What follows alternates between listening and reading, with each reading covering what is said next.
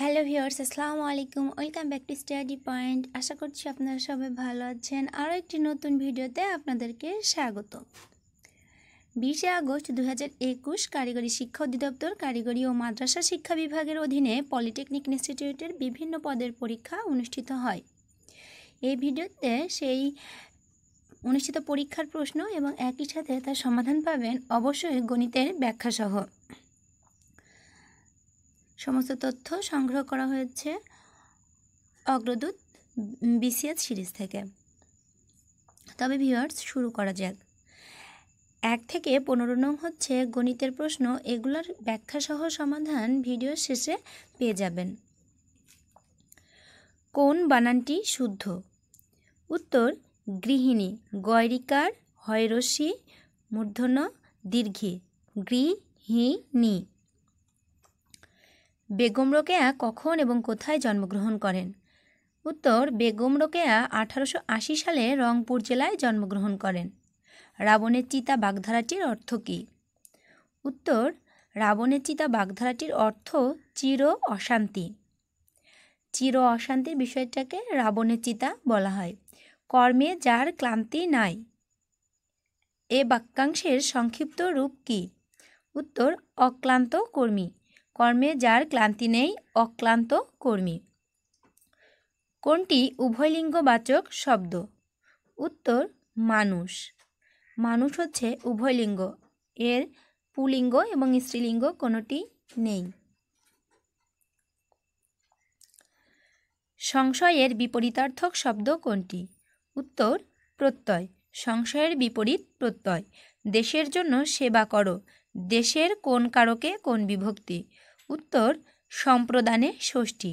দেশের, দেশের শব্দটির শেষে র বিভক্তি যুক্ত আছে। আমরা জানি অ, কে, দ্বারা, কে, হইতে, র, তে। এই যে বিভক্তি, র বিভক্তিটা হচ্ছে ষষ্ঠী। আর দেশের জন্য সেবা করো, দেশের জন্য যখন আমরা সেবা করি তখন কিন্তু আমরা দেশের কাছ থেকে বিনিময়ে কোনো কিছু প্রত্যাশা করি না। এই জন্য সম্প্রদান কারক। যখন আমরা সত্য ত্যাগ করে কোনো কিছু দান করি তখন সেটা সম্প্রদান কারক হয়। দেশের জন্য দোয়া করো, দেশের জন্য সেবা করো, এটা সম্প্রদানে ষষ্ঠী। বহুব্রী সমাস কয় প্রকার? আমরা জানি বহুব্রী সমাস 8 প্রকার। নীল লোহিত কার ছদ্মনাম? নীল লোহিত সুনীল গঙ্গোপাধ্যায়ের ছদ্মনাম। সহজে মনে রাখার জন্য সুনীল গঙ্গোপাধ্যায়, সুনীল নামটার মধ্যেই নীল রয়েছে, তাহলে আমরা সহজে মনে রাখতে পারি সুনীল গঙ্গোপাধ্যায়ের ছদ্মনাম নীল লোহিত। কোন দুটি রচনা একই শ্রেণীর? উত্তর গীতাঞ্জলি এবং অগ্নিবীণা। গীতাঞ্জলি এবং অগ্নিবীণা দুটোই কবিগুরু রবীন্দ্রনাথ ঠাকুরের কাব্যগ্রন্থ,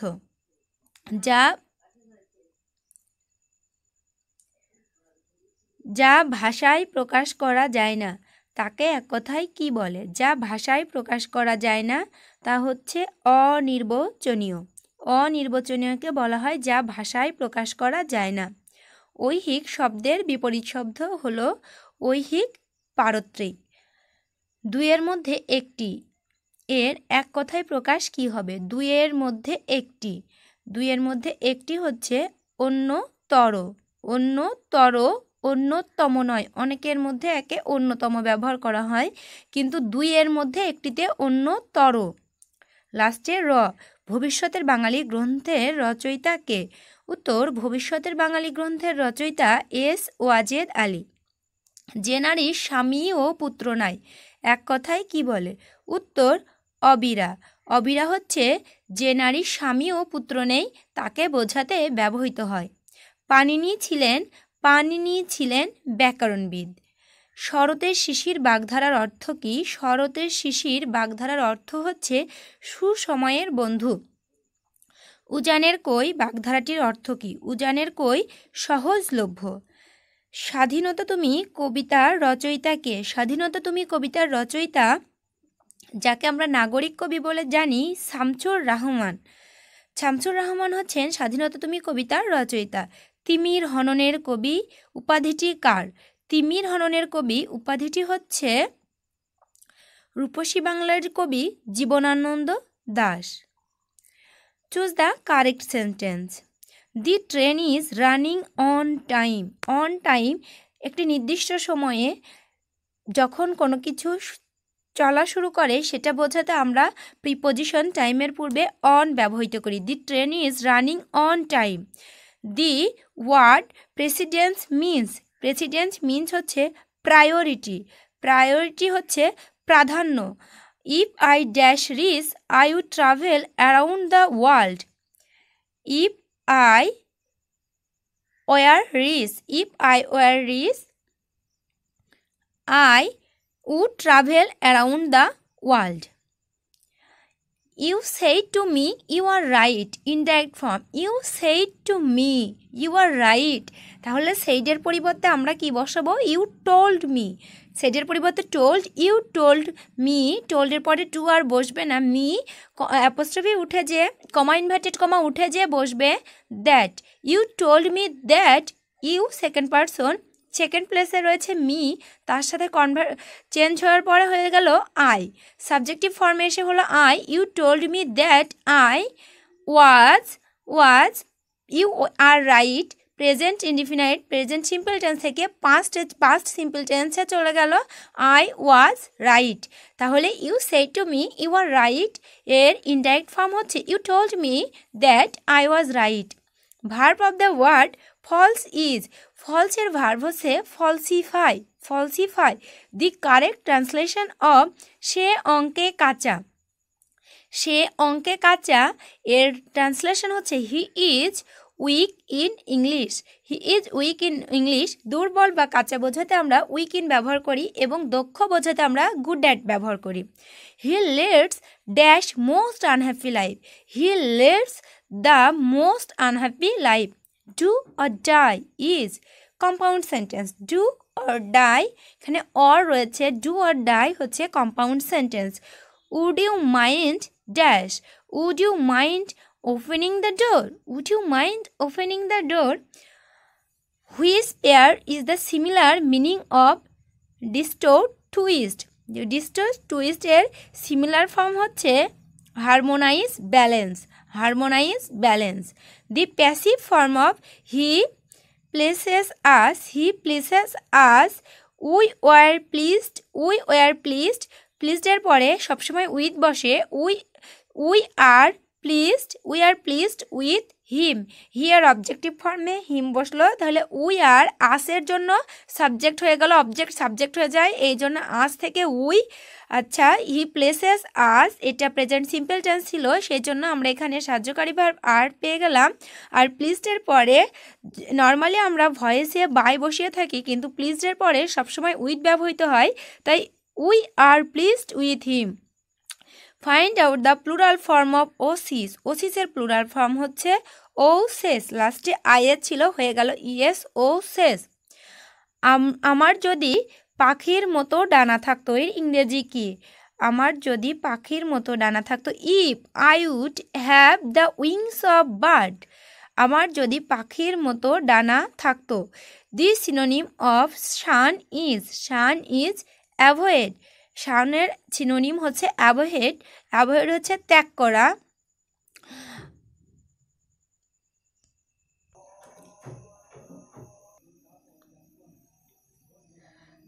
The synonym of shun is the synonym of shun is avoid. Avoid হচ্ছে বাতিল, পরিত্যাগ। Which one is correct? I was a candidate for the post. I was a candidate for the post. I am looking forward dash you. I am looking forward to seeing you. I am looking forward to যখন বসলো preposition two এর পরে, এবার যখন আবার ছি আসছে এর সঙ্গে আইএনজি যুক্ত করা হলো। I am looking forward to seeing you.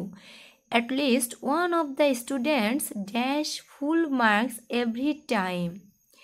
At least one of the students gets full mark every time. At least one of the students gets. At least one of the students এখানে at least one of the student মানে কমপক্ষে একজন শিক্ষার্থী অনেকগুলো শিক্ষার্থীর মধ্যে বোঝাতে ব্যবহৃত হয়েছে, তাই এটা সিঙ্গুলার ফর্মে চলে গিয়েছে। এজন্য গেটের সঙ্গে এ যুক্ত হচ্ছে অ্যান্সারে। At least one of the students gets full marks every time. What does the idiom tooth and nail? Tooth and nail অর্থ হচ্ছে, টুথ অ্যান্ড নেইল একটি ফ্রেজ যার অর্থ হচ্ছে with utmost effort, with utmost effort. What is the comparative form of Alom is the best boy in the class? Alom is the best boy in the class. Comparative করতে হবে, তাহলে এখানে best ছিল যেটা, সেটাতে এখন পরিবর্তন আনতে হবে যে Alam is better than any other boy in the class. Alam is better than any other boy in the class. What is the single word for a hater of mankind? A hater of mankind, misanthropist. মানব জাতি বিদ্বেষী বা মানব জাতিকে যারা ঘৃণা করে তাদেরকে বলা হয় মিসঅ্যানথ্রোপিস্ট। 2022 সালে ফিফা বিশ্বকাপ কোথায় অনুষ্ঠিত হবে? উত্তর কাতার। 2022 সালে ফিফা বিশ্বকাপ অনুষ্ঠিত হবে কাতার। আমরা জানি 2018 বিশ্বকাপ অনুষ্ঠিত হয় রাশিয়াতে, আর 22 সালে যেটা অনুষ্ঠিত হবে সেটা কাতারে। টেকসই উন্নয়ন লক্ষ্যমাত্রা অর্জনের কাল। এর আগে অলরেডি এমডিজি লক্ষ্যমাত্রা অর্জিত করার পর এখন চলছে এসডিজি, সাস্টেইনেবল ডেভেলপমেন্ট গোল। টেকসই উন্নয়ন লক্ষ্যমাত্রা অর্জনের কাল হচ্ছে 2016 থেকে 2030। মুজিব বর্ষ উদযাপন কাল হলো 17 মার্চ 2020 থেকে 16 ডিসেম্বর 2021। যদিও 2020-এর 26শে মার্চ 2021 সালের 26শে মার্চ মুজিব বর্ষ ক্লোজ করার কথা ছিল, কিন্তু করোনাকালীন সময়ের জন্য পরবর্তীতে মুজিব বর্ষকে বর্ধিত করা হয় এবং সেটা শেষ হবে 16 ডিসেম্বর 2021। কোন দেশ ব্রিটিশ উপনিবেশ ছিল না? উত্তর চীন। চীন ব্রিটিশ উপনিবেশ ছিল না। বর্তমান বিশ্বে সবচেয়ে বেশি কার্বন নিঃসরণকারী দেশ কোনটি? উত্তর চীন। চীন সবচেয়ে বেশি কার্বন নিঃসরণকারী দেশ। অপারেশন সার্চলাইট যে সালে সংগঠিত হয় আমরা সবাই জানি যে 1971 সালের 25শে মার্চ রাতে অপারেশন সার্চলাইট সংগঠিত হয়। নিচের কোন স্থানটি বিশ্ব ঐতিহ্য হিসেবে এখনও স্থান পায়নি? মহাস্থানগড় এখনও বিশ্ব ঐতিহ্য হিসেবে স্থান পায়নি। বাংলাদেশের একমাত্র পাহাড় বিশিষ্ট দ্বীপ কোনটি? উত্তর মহেশখালী। পদ্মা সেতুর দৈর্ঘ্য ও প্রস্থ কত? পদ্মা সেতুর দৈর্ঘ্য 6.15 কিলোমিটার এবং এর প্রস্থ হচ্ছে 18.10 মিটার। লাইন অফ কন্ট্রোল যে দুটি দেশের সীমান্তে অবস্থিত। লাইন অফ কন্ট্রোল অবস্থিত ভারত এবং পাকিস্তানের সীমান্তে। স্ট্যাচু অফ পিস কোথায় অবস্থিত? স্ট্যাচু অফ পিস অবস্থিত সিওলে। দ্বিতীয় বিশ্বযুদ্ধে নিহত জাপানি নাগরিকদের স্মরণে 1955 সালে জাপানের নাগাসাকি শহরের নাগাসাকি শান্তি উদ্যানে স্থাপন করা হয় পিস স্ট্যাচু। জাপানের সঙ্গে দ্বিপক্ষীয় সম্পর্ক রয়েছে এমন দেশগুলো এই উদ্যানে ভাস্কর্য নির্মাণ করতে পারে। এই উদ্যানটি বর্তমানে বিশ্বজনীন শান্তি ও নিরাপত্তার প্রতীক হয়ে উঠেছে। অন্যদিকে দক্ষিণ কোরিয়ার রাজধানী সিওলে জাপানি দূতাবাসের সামনে স্ট্যাচু অফ পিস অবস্থিত। এটি কমফোর্ট ওমেন স্ট্যাচু নামেও পরিচিত। এটি দ্বিতীয় বিশ্বযুদ্ধে জাপানি সেনাবাহিনী কর্তৃক যৌন দাসত্বের শিকারকারী নারীদের প্রতীক। বর্তমান বিশ্বে শান্তি সংবিধান বলা হয় কোন দেশের সংবিধানকে? উত্তর জাপান।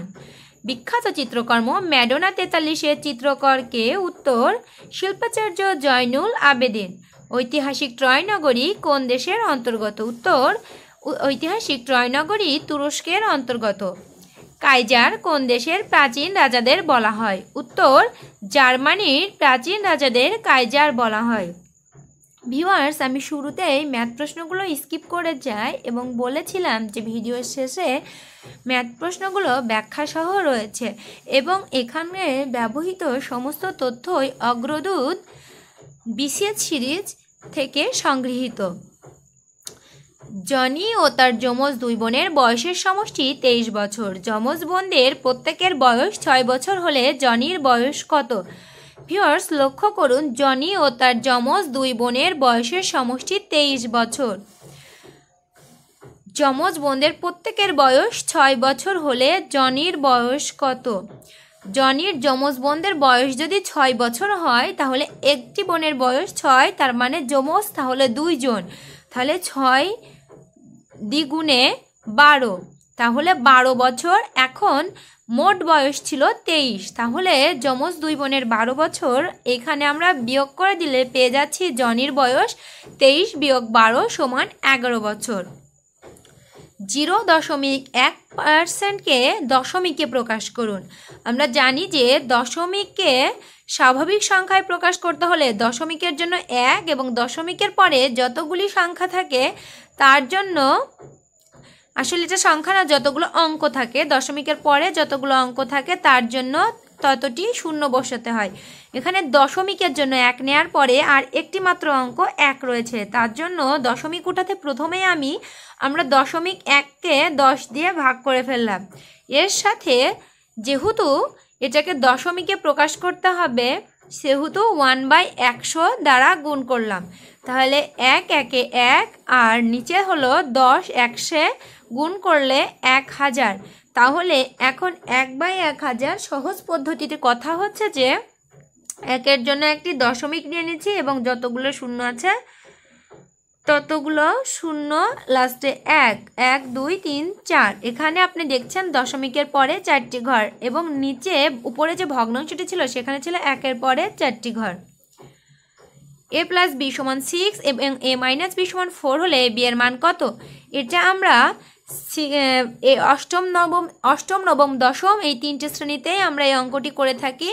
এটা হচ্ছে বীজগণিতীয় রাশির অঙ্ক, যেখানে আমরা জানি ab = a + b/2 তার whole square minus a - b/2 তার হোল স্কয়ার। এখানে a + b এর মান দেওয়া আছে 6, তাকে 2 দ্বারা ভাগ করলে হয় 3 তার স্কয়ার, মাইনাস a - b এর মান দেওয়া ছিল 4, তাকে 2 দ্বারা ভাগ করলে তার স্কয়ার করলে 2 স্কয়ার, তাহলে 3 স্কয়ারের জন্য 9 এবং 2 স্কয়ারের জন্য 4, 9 বিয়োগ 4 = 5।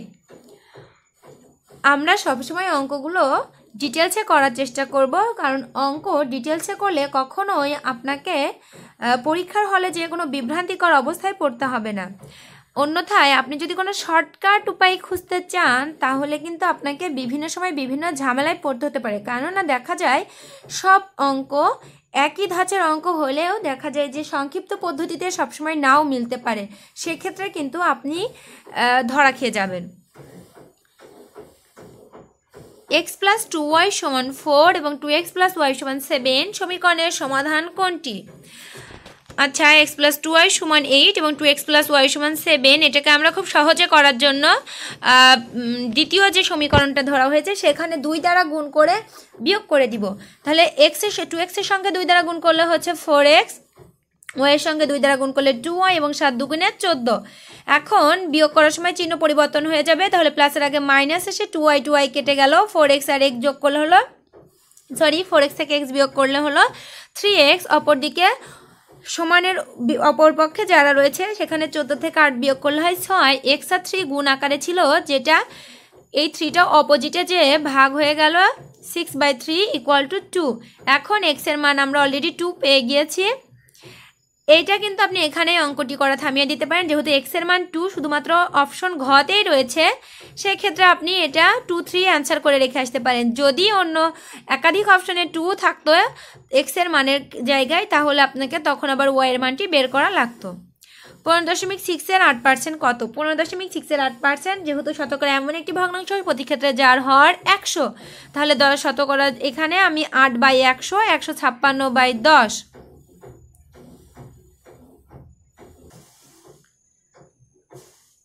এখানে দেখুন 156/10 গুণ 8/100, এখন কাটাকাটি করলে হয়ে যাচ্ছে 1.248।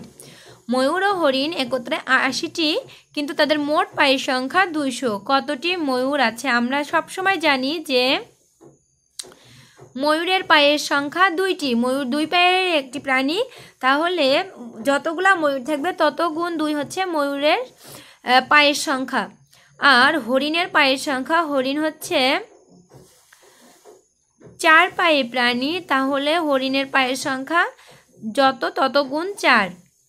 এখন ধরে নিয়েছি ময়ূর আছে x3, তাহলে ময়ূরের মোট যেহেতু 80, তাহলে ময়ূর বিয়োগ করলে 80 - x হচ্ছে। তাহলে এখন শর্ত মতে আমি যেটা ধরবো সেটা হচ্ছে 80 - x × 4, কেননা হরিণের সংখ্যাকে 4 দিয়ে গুণ করতে হচ্ছে তার পায়ের সংখ্যা বের করার জন্য, এবং মোট 200 বিয়োগ ময়ূরের পায়ের সংখ্যা 2 × x। এখানে সমাধান করলে 4 × 8 = 32, 320 - 4x = 200 - 2x, 200 × 2x। তাহলে এখানে দাঁড়াচ্ছে 100, ওই পাশের 200 এ পাশে চলে আসলো, তাহলে বিয়োগ করে 120 = 2x, x = 120/2 = 60। 1 দশমাংশ এবং 1 শতাংশ এবং 1 সহস্রাংশ এর গড় হবে। 1 দশমাংশ মানে 1/10, 1 শতাংশ মানে হচ্ছে 1/100 এবং 1 সহস্রাংশ মানে 1/1000। এর গড় যেহেতু দশমাংশ, শতাংশ এবং সহস্রাংশ মোট 3টি জিনিস, তাহলে এখানে দাঁড়াচ্ছে ভাগ করব আমি 3 দিয়ে, কেননা গড় করতে হলে সমষ্টিকে তার মোট রাশিগুলোর যোগফল ভাগ রাশিগুলোর সংখ্যা। তাহলে ওই 3টিকে যোগ করলে আমরা পেয়ে গেলাম 0.111, তাকে 3 দিয়ে ভাগ করলে হচ্ছে 0.037। 1 + 5 + 9 + 161 কত? আমরা জানি পদ সংখ্যা সমান শেষ পদ বিয়োগ প্রথম পদ ভাগ সাধারণ অন্তর। এখানে সাধারণ অন্তর 5 বিয়োগ 1 = 4। শেষ পদ 161 এবং প্রথম পদ 1 ভাগ সাধারণ অন্তর 4 যোগ 1, তাহলে দাঁড়াচ্ছে 160/4, 40 যোগ 1 41। তাহলে গড় সমান n+1/2। এখানে n এর মান 161 যোগ 1 162 ভাগ 2 = 81। তাহলে সমষ্টি হচ্ছে গড় গুণ পদ সংখ্যা 81 গুণ 41, এই 3321। অঙ্কটি আমরা অন্য নিয়মেও করতে পারতাম, সেটা হচ্ছে নবম দশম শ্রেণীতে 13.1-এ সমান্তর ধারা বলে একটি অধ্যায় আছে। সেখানটাতে প্রথম পদ a = 1 এবং সাধারণত d = 4। প্রথমে আমাকে n তম পদ বের করে নিতে হতো a + n - 1 × d। এই সূত্র দ্বারা সেখানে n তম পদের মান a + n - 1 × d = এখানে ছিল 161। এখানে n এর মান বের করার পরে তখন আমি যত n এর মান বের হতো তখন সমষ্টি সূত্র প্রয়োগ করতাম, n/2 × 2a + n - 1 × d। এই সূত্রে 7 + ক × 3 = 30 হলে ক এর মান কত? 7 + ক × 3, 3 একেবারে গুণ আকারে আছে, ওপাশে যে ভাগ হয়ে যাবে, 3 × 10 = 30 হয়ে গেল 10। তাহলে 7 এপাশে যোগ ছিল, ওপাশে যে বিয়োগ হয়ে গেল, হয়ে যাবে 3। এটা খুবই একটা সোজা বিষয় ছিল। বৃত্তের ব্যাস 3 গুণ বৃদ্ধি পেলে ক্ষেত্রফল কত গুণ বৃদ্ধি পাবে? আমরা জানি বৃত্তের ক্ষেত্রফলের ব্যাস বা ব্যাসার্ধের বর্গের সমানুপাতে বৃদ্ধি পায়। সেক্ষেত্রে বৃত্তের ব্যাস 3 গুণ বৃদ্ধি পেলে এর ক্ষেত্রফল বৃদ্ধি পাবে 3 এর স্কয়ার = 9 গুণ। পিতা ও পুত্রের বয়সের অনুপাত 10:3। পুত্রের বয়স 18 হলে পিতার বয়স কত? পিতা ও পুত্রের বয়সের অনুপাত 10:3, তাহলে পিতার বয়স ধরে নিলাম 10x এবং পুত্রের বয়স 3x। দুজনের যোগফল 18। আচ্ছা, পুত্রের বয়স বলে দিয়েছে 3x = 18, তাহলে x এর মান 6, পিতার বয়স সমান 10 × 6, তাহলে 60 বছর। x4 - 2x² + 1 = 0, তবে x এর মান কত? এটা হচ্ছে নিশ্চয়কের যেটা। আচ্ছা, এখানে আমরা সূত্র ব্যবহার করার চেষ্টা করি। x4 x² করলে x4, a² - 2ab + b²। সূত্রটা হচ্ছে a - b তার হোল স্কয়ার। উভয় পাশে স্কয়ার করলাম, রুট করলে উঠে গেল x² - 1 = 0, x² = 1, বর্গমূল করলে x = +-1। যেহেতু এখানে -1 নেই, শুধুমাত্র +1ই নিতে হবে। 30 লিটার মিশ্রণে অ্যাসিড ও পানির অনুপাত 7:3। ওই মিশ্রণে কি পরিমাণ পানি মেশালে অ্যাসিড ও পানির অনুপাত 3:7 হবে? আচ্ছা, এটা কেরোসিন ও পেট্রোলের অনুপাত যোগফল আগে আমাদের করে নিতে হবে। 7 + 3 = 10। কেরোসিনের পরিমাণ মোট ছিল 30, 30-এর এখানে কেরোসিন ছিল 7, তাহলে 7/মোট 10। তাহলে কাটাকাটি করলে আমাদের হয়ে গেল 21 লিটার। তাহলে পেট্রোলের পরিমাণ এটা আলাদাভাবে বের করি। 30 × পেট্রোল ছিল 3, 3/10 9 লিটার। কেরোসিন 3 হলে পেট্রোল 7 লিটার, 1 হলে কত আর 21 হলে কত? 7 × 21 / 3 = 49 লিটার। তাহলে পেট্রোল মিশাতে হবে 49 - 9 40 লিটার। আচ্ছা, এর একটা ছোটোখাটো টেকনিক ছিল, সেটা হচ্ছে যে মোট পরিমাণ, এখানে মোট পরিমাণ ছিল 30 লিটার, আর অনুপাতের ছোট অংশ ছিল হচ্ছে 3, তাহলে 3 দিয়ে ভাগ করে তাকে গুণ করতে হবে অনুপাতের পার্থক্য। এখানে অনুপাতের পার্থক্য ছিল 7 - 3 = 4। কাটাকাটি করলে একই উত্তর বের হবে 40 লিটার। 1 থেকে 20 পর্যন্ত কয়টি মৌলিক সংখ্যা আছে? আমরা জানি 1 থেকে 20 পর্যন্ত মৌলিক সংখ্যা হচ্ছে 4 4 2 2 3 2 2 3 2 1। আচ্ছা, প্রথমে আছে 1 থেকে 10-এর মধ্যে 2 3 5 7 এই 4টি, এবং 11 থেকে 20-এর মধ্যে আছে 11 13 17 19, তাহলে মোট 8টি। নিচের কোনটি মৌলিক সংখ্যা? আমরা জানি মৌলিক সংখ্যা হচ্ছে সেই সমস্ত সংখ্যা যাদেরকে 1 এবং ওই সংখ্যা ব্যতীত অন্য কোনো সংখ্যা দ্বারা বিশ্লিষ্ট বা ভাগ করা যায় না। 65কে আমরা ভাগ করতে পারি 5 এবং 65, তাহলে এটি একটি যৌগিক সংখ্যা। 81, 81কে 9 নং 81, এটিও একটি যৌগিক সংখ্যা। 43, 43কে আসলে ভাগ করা যায় না, 43 1 43, এবং 63কে ভাগ করা যায় 7 নং 63, তাহলে এখানে আমাদের মৌলিক সংখ্যা হচ্ছে 43। ভিউয়ার্স, আশা করছি ভিডিওটি আপনাদের একটু হলেও কাজে লাগবে, কেননা এখন দেখা যায় যে প্রায় সময়ই পরীক্ষায় আমরা যখন চাকরি পরীক্ষাতে বসছি সেখানে দেখা যাচ্ছে প্রিভিয়াস বিভিন্ন চাকরি পরীক্ষা থেকে প্রশ্ন এসেছে। এই জন্য আমাদের উচিত যে প্রতিটি পরীক্ষার প্রশ্ন সলভ করে পরীক্ষার হলে যাওয়া, কেননা যদি প্রিভিয়াস কোনো কোশ্চেন আমরা পরীক্ষায় ফেস করে থাকি এবং সেটা যদি ভুল করি তাহলে আমি অন্যদের থেকে কিন্তু পিছিয়ে যাচ্ছি। তো ভিউয়ার্স, ভিডিওটি আপনাদের ভালো লাগলে অবশ্যই লাইক দিবেন আর বন্ধুদের সাথে শেয়ার করতে ভুলবেন না। কোনো মতামত থাকলে অবশ্যই কমেন্ট সেকশনে জানাবেন, এবং যদি আপনি আমার চ্যানেলে নতুন হয়ে থাকেন তবে please subscribe my channel and stay connect with study point. Thank you all, tata, bye by.